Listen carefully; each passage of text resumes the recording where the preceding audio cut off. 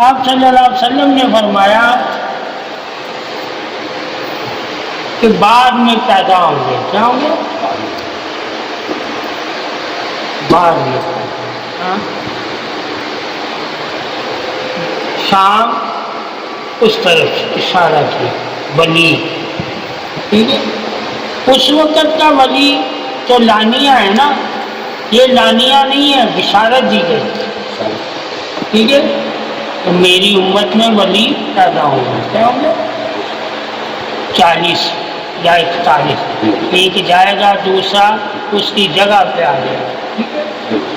مگر سرکار صلی اللہ علیہ وآلہ وسلم کے دور میں یہ حدیث نہیں لگتی. ٹھیک ہے. یہ بعد میں لگتی ہے. ٹھیک ہے. بہت سی حدیثیں ایسی ہیں کہ جو بعد کی پیشن گوئیاں کرتی ہیں. ٹھیک ہے. حاضر نہیں. ٹھیک ہے. اگر حاضر ولی کا اعلان کیا تو وہ ہاتھ پکڑ کے کیا، مولا علی کرم اللہ وجہہ. ٹھیک ہے. اس سے ثابت ہوا کہ کوئی بھی صحابی اس دور میں ولی نہیں تھا، مگر صحبت کی وجہ سے محدثین، ٹھیک ہے، عقیدت و محبت اور قرب کی وجہ سے ان تمام مومنوں کو قرآن ولی کرتا ہے. کیا کہتے ہیں؟ ہر حدیث ولی کرتا ہے. مومن ہونا بھی ولایت کی دلیل ہے. تو مومن ہوگا تو ولی بنے گا نا. اگر وہ مومن ہی نہیں ہے تو ولی کیسے ہے؟ اس لیے مومن حضرت علی کو مانتا ہے. اصل وجہ کہ مومن کو اللہ اپنا دوست بنانا چاہتا ہے. جب حضرت علی کرم اللہ وجہ کریم کا اعلانیہ اعلان کر دیا گیا تو پھر ہر مومن کے دل میں یہ طلب پیدا کرنے کے لیے کہ تم بھی اللہ کے دوست بنو، انعام والوں میں شامل ہو جاؤ. کیا ہو جاؤ؟ سمجھے؟ تو انعام والوں میں شامل ہونے کے لیے ہر مومن عمل کرتا ہے نیک. اب جب نیک کے بارے میں ہم کہیں گے تو اللہ نیکوں کو اپنا دوست رکھتا ہے. نیکوں کو ثابت ہوا ولی امر ربی ہوتا ہے، یعنی کہ نیکیاں کرنے والا. ٹھیک ہے. ولی امر ربی ہوتا ہے کہ وہ خود سے کوئی کام نہیں کرتا. جب تم خود سے کوئی کام نہیں کرو گے اور اللہ اور اس کے رسول کی اتباع پہ ہی ہر کام کرو گے تو تم بھی امر ربی ہو، یعنی کہ ولی ہو. یہ جو درباروں پہ جانے کا ہے یہ نسبتاً ہے ہمارا. جیسے ماں باپ کے دربار پہ ہم چلے جاتے ہیں، ہمیں کوئی منع نہیں کر سکتا. اسی طرح جن سے ہمیں فیض ملا، تربیت ملی ہے، علم ملا، وہ شکرانے کے طور پہ ہم جاتے ہیں. کیا؟ شکرانے کے طور پہ، تاکہ ان کو دعاؤں میں ہم یاد رکھیں اور ان کو ان دعاؤں کا صدقہ جاریہ ملتا ہے. یہ جو ولی ہے یہ ماننے والے کے لیے ایک صدقہ جاریہ کی دلیل ہوتے ہیں. پھر ہم جو وہاں جا کے نیک عمل کرتے ہیں، ٹھیک ہے، اللہ جلد قبول کر لیتا ہے. ٹھیک ہے. اس وجہ سے ہم درباروں پہ جاتے ہیں تاکہ اللہ تعالیٰ کی نشانیوں میں سے یہ واضح نشانی ہوتے ہیں جس پہ ولایت کی مہر ہوتی ہے. تو وہاں شک نہیں ہوتا کہ ہم کسی ایسی جگہ پہ آئے ہیں، پتہ نہیں اس پہ عذاب ہو رہا ہے، یہ اس کی قبر جہنمی ہے یا کیسا ہے. وہاں میں شک نہیں ہوتا. ایک ولایت ہے جو شک کو ختم کرتی ہے اور ایک قرآن ہے جو شک کو ختم کرتا ہے. اسی لیے کہتے ہیں کہ ولی کی باتوں پہ شک نہ کرو. ہو سکتا ہے اس نے جو آج کہا ہوا وہ کل تمہاری خواب میں آ جائے، خواب میں نہ آ جائے، کل تمہاری زندگی میں آ جائے، زندگی میں نہ آئے، کل مرنے کے بعد تیرے ساتھ ویسا ہو جائے. تو اس کی بات ہمیشہ پوری ہوگی تیری زندگی میں، چاہے خواب کی زندگی ہے، چاہے قبر کی زندگی ہے، چاہے یہ ظاہری زندگی ہے، وہ کسی زندگی میں وہ پوری ہوگی، کیونکہ اس کی بات ایک دعا ہوتی ہے. اس کی بات اصل میں دعا ہوتی ہے، وہ نافع ہوتا ہے، دعا تمام نافوں کا نچوڑ ہوتا ہے، تو ولی بھی تمام نافوں کا نچوڑ ہوتا ہے۔ تو یہ چیز جب انسان کے علم میں ہوگی تو ولایت پہ شک نہیں کرے گا، اور پھر اگر وہ کسی ولی کے دربار پہ جائے گا تو وہ لازم اللہ رسول کی رضا کے لیے جائے گا، تاکہ اللہ ان سے راضی ہے یا ان پہ رحمت کر رہا ہے تو اللہ مجھ سے بھی راضی ہو جائے گا، مجھ پہ بھی رحمت کرے گا۔ عام مومنوں کے حساب سے شرع اور ہوتی ہے اور ولی کے حساب سے شرع اور ہوتی ہے۔ ہم جو عام قبروں پہ جاتے ہیں لازم نہیں ہے کہ وہاں تمہاری جو ہے نا وہ بات سنیں یا تم وہاں کوئی بات، کہ یہ جو ان کو اللہ نے درجہ دیا، اور قرآن میں جب درجوں کی بات آتی ہے تو پھر اور مقام ہو جاتا ہے انسان سے۔ اس لیے منافق درجوں کو نہیں مانتا، ٹھیک ہے؟ جس طرح حدیث میں ہے کہ فاطمہ الزہرا حسن حسین کو آپ صلی اللہ علیہ وسلم کی قبر مبارک پر روزانہ بھیج دیتی تھی۔ کیوں بھیجتی تھی؟ میرے بچوں کو سکون ملے۔ کیا ملے گا؟ ٹھیک ہے؟ تو یہ ثابت ہوا کہ آپ صلی اللہ علیہ وسلم سے بھی اور فاطمہ الزہرا علیہ السلام سے بھی کیا ظاہر ہوا کہ آپ احد میں جاتے تھے تو وہاں بھی یہ الفاظ تھے کہ مجھے سکون ملتا ہے۔ کیا ملتا ہے؟ ٹھیک ہے؟ تو یہ آل پاک سے ہے یہ درباروں پہ جانا، ٹھیک ہے؟ اور چند جو محبت کرتے تھے صحابہ بے پناہ، ان سے بھی ثابت ہے، ٹھیک ہے؟ آگے دعا کا مراد جو ہم دعائیں مانگتے ہیں جا کے، تو دعا تو اللہ سے ہی مانگنی ہے نا ہم نے، چاہے ان کا نام بھی لے۔ پوچھو مانگ کس سے رہے ہو؟ اللہ سے۔ تو اس میں آپ صلی اللہ علیہ وسلم نے فرمایا کہ دعا تمہاری قبول ہوگی، اور حضرت انس رضی اللہ تعالیٰ عنہ کا قول ہے کہ تمہارے ہاتھ اٹھانے سے پہلے اللہ تمہاری دعاؤں کو قبول کر لیتا ہے۔ تو یہ انسان کا اپنا ایمان ہے کہ وہ کیا اللہ پہ ایمان رکھتا ہے، اور ایمان رکھ کے وہ دربار یا ولی کے دربار پہ کیوں جاتا ہے۔ پہلے تو سوال یہ کرنا پڑے گا کہ ہمیں ایمان یعنی کہ قرآن حدیث کسی ولی کے درگاہ پہ جانے کی اجازت دیتی ہے؟ اگر اجازت دیتی ہے تو پھر جانے کا طریقہ کیا تھا؟ ٹھیک ہے؟ جب عام قبرستان پہ جانے کی تمہیں اجازت ہے تو خاص لوگوں کی قبر پہ جانے کا اسلام منع نہیں کرے گا۔ یہ جانا نافع کے لیے ہوتا ہے، اور نافع جو ہے یہ لازم نہیں ہے کہ تم کسی کی پیروی میں جاؤ، یہ لازم۔ جب یہاں کیا ہے جو ہمارے یہاں لوگ ہیں وہ دو باتوں پہ اعتراض کرتے ہیں کہ اللہ کے نبی نے مکے اور مدینے کے لیے سفر کرنا جائز قرار دیا، ٹھیک ہے؟ ان کی زیارت کے لیے، کیا کسی اور زیارت کے لیے سفر نہیں جائز تھا۔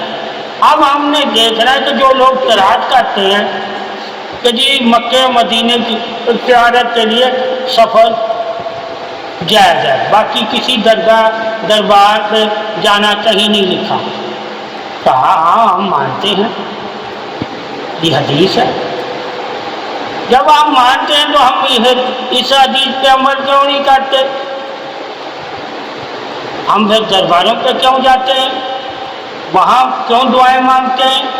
صرف اعتراض یہ ہوتا ہے کہ جانے والا شرعی طریقے سے جا رہا ہے یا جہالت پہ جا رہا ہے، صرف یہ بات۔ یہاں لوگ زیادہ تر جہل اصحاب میں جاتے ہیں، وہ شرع کو نہیں دیکھتے کہ ہم نے وہاں باوضو بیٹھنا ہے، نفل پڑھنے ہیں، ذکر کرنا ہے، صرف نعرے مارنے ہیں، ٹھیک ہے؟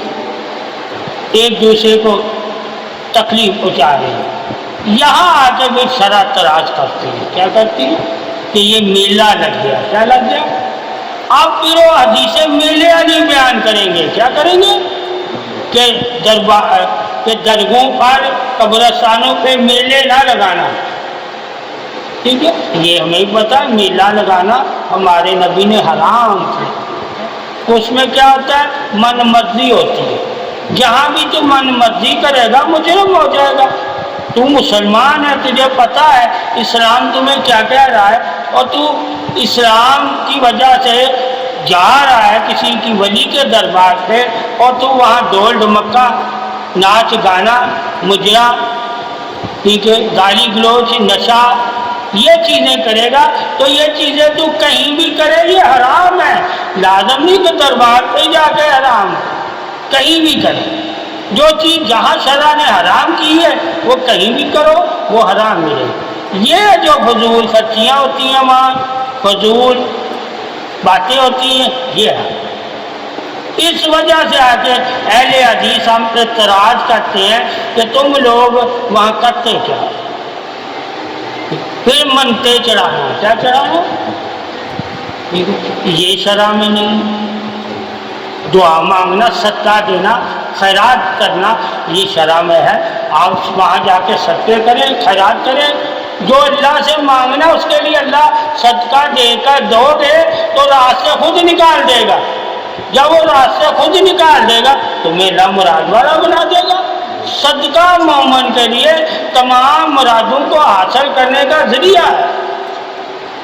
ٹھیک ہے, تو دربار میں ہم نے جا کے کیا دیکھنا کہ اس درگاہ والے کی حالات زندگی کیسی تھی, اس نے اللہ کو راضی کیسے کیا تھا. تو آپ کو خود پتہ چلے گا کہ یہ انسان واقعی عزت احترام اور اتباع کے لائق ہے. ہم اس لیے اس سے محبت کرتے ہیں کہ یہ اللہ رسول سے محبت کرتا تھا. پھر دین میں اجازت آ جائے گی کہ اللہ رسول نے فرمایا جو مجھ سے اور میرے نبی سے اور مولا علی سے محبت کرتا ہے اس سے بھی محبت کرو. تو ہم اس محبت کی وجہ سے جا کے سلام کرتے ہیں, اور ہمیں محبت ہوتی ہے تو جاتے ہیں. حکم نہیں ہے, کیا نہیں ہے, حکم نہیں ہے. یہ جس کے دل میں محبت ہوگی. اور پھر یہ حدیث ہے کہ اللہ اپنے دوستوں کی بندے کے دل میں محبت ڈال دیتا ہے, اور جس کے دل میں محبت ڈال دیتا ہے وہی اس کو اپنا ولی سمجھتا ہے. ہر کوئی اسے ولی نہیں سمجھتا. یہ ہر کسی کے لیے نہیں ہے جس کے دل میں اللہ محبت ڈال دے. ٹھیک ہے, تو یہ علم نہیں ہے. ایک ہے علم وحی کے ذریعے دلوں میں ڈالا, ایک ہے محبت وہ جبریل کے ذریعے ڈالا. ٹھیک ہے, تو ہم نے دیکھنا جس کے دل میں محبت ہوگی وہ احترام ولی کا کرے گا, وہ قدر کرے گا. اور پھر جب ہم قدر کی حدیثوں میں آ جائیں گے تب ایک تو میاں بات اور ہو جائے گی. ٹھیک ہے, پھر بات اور ہو جائے گی. پھر انسان کہے گا میاں اگر ان کی قدر نہیں کی تو ہم نے اللہ کی نشانیوں کی قدر نہیں کی, اور اگر اللہ کی نشانیوں کی قدر نہیں کی تو ہم بے دین ہیں.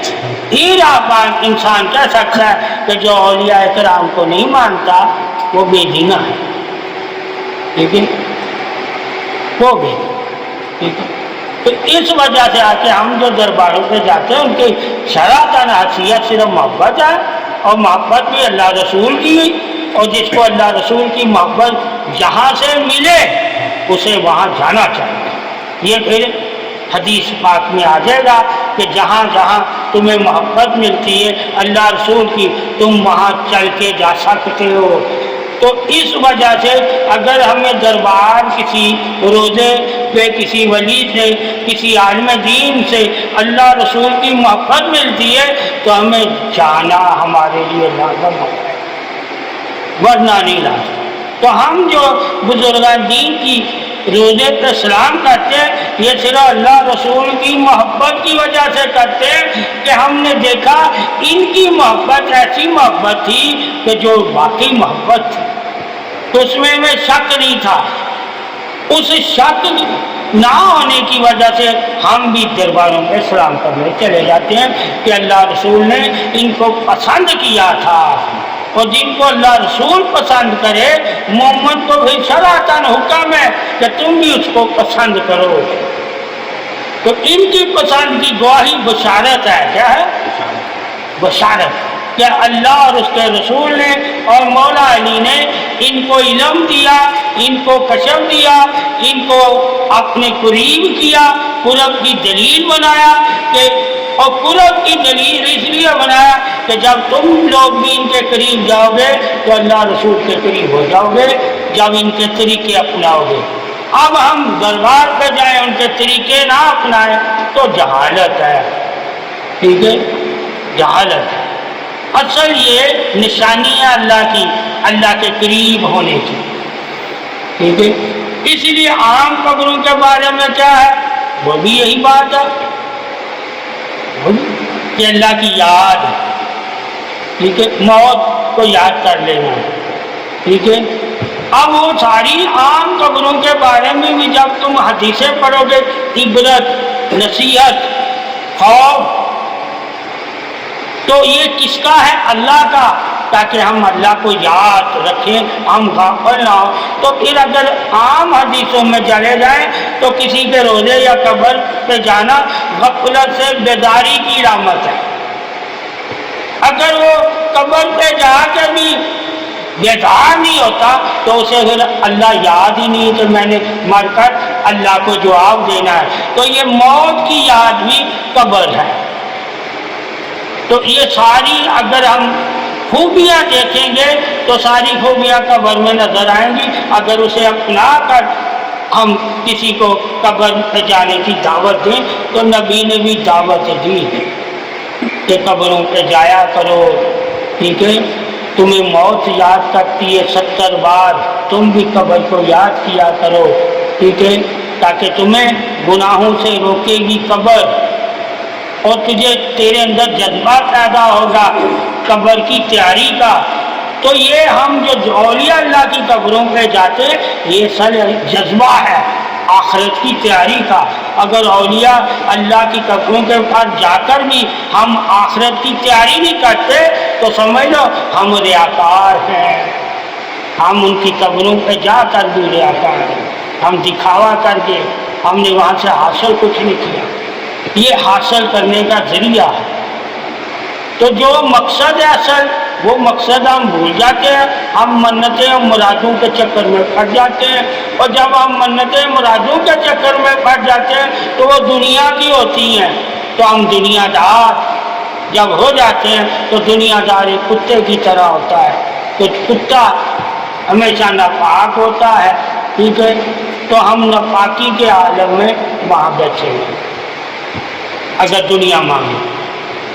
تو اگر ہم اللہ سے قرب مانگ رہے ہیں اور ان کو دلیل بنا رہے ہیں کہ اللہ تو نے بھی ان کو ولایت دی تھی، تو نے بھی ان پہ احسان کیے تھے، تو نے بھی ان پہ انعام کیے تھے، تو نے بھی ان کے نفسوں کی حفاظت کی تھی، تو نے بھی ان کو تفعیض دی تھی، تو نے بھی ان کو اپنی طرف سے اشارے دیے تھے، تو نے بھی ان کی دعاؤں کو قبولیت کا شرف کرامت دی تھی۔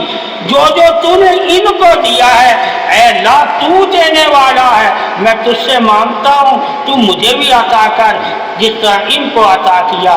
تو یہ عطائیں اللہ کی مانگنا ہمارے لیے قبر پہ، کسی دربار پہ یا کسی ولی کے روزے پہ یہ مانگنا ہمارے لیے شرعتاً جائز ہے۔ جو چیزیں شرعتاً جائز ہیں وہ آپ کریں، اور جو حرام ہے وہ آپ وہاں بھی کریں تو حرام ہے، کہیں اور بھی کریں تو حرام۔ اچھا جی، مگر کیا ہے کہ درگاہ اب ان لوگوں کے ہاتھ میں نہیں ہے جو دین کی میں بہتری کا پیغام ہے، یہ محکموں کے ہاتھ میں ہیں۔ تو وہ پیسہ کمانے کے لیے آزادی دیتے ہیں۔ ٹھیک ہے؟ تو وہ چڑھاوے جتنے چڑھیں گے ان کے لیے اتنا پیسہ، اگر وہ چڑھاووں سے روکیں گے تو پیسہ ان کا نہیں آئے گا، تو درگاہ کی محکمہ کا حفاظت کرنی چھوڑ دے گا۔ اصل بات یہ ہوتی ہے کہ ہم نے ریاکار جو لوگوں کو بنایا ہوتا ہے دکھاوا کرنے کے لیے، وہ صرف پیسہ خرچ کرنے کے لیے، تو پھر ریاکاری میں ہم بے پناہ پیسہ خرچ کرتے ہیں، تو وہ اس بنا پر پھر جنہوں نے حدیثیں پڑھی ہوں گی، جنہوں نے نبی کے فرمان پڑھے ہوں گے، وہ کہیں گے یار یہ تو گمراہ ہے۔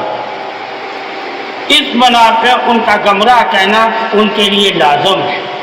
اور اگر صحیح طریقے سے جاؤ گے شرعاً تو کوئی تمہیں گمراہ نہیں کہے گا، کوئی گمراہ نہیں کہے گا، ٹھیک ہے، کیونکہ آپ صلی اللہ علیہ وسلم نے یہ عمل کیے ہیں۔ اگر اللہ کے نبی نے کیا ہے، اللہ کے نبی نے اگر حکم بھی دیا ہے، ٹھیک ہے، تو یہ ساری باتیں انسان کو حدیث اور قرآن سے پہلے تو حاصل کرنی چاہیے، پھر جا کے کسی دربار پر سلام کرے، کوئی منع نہیں کرے گا۔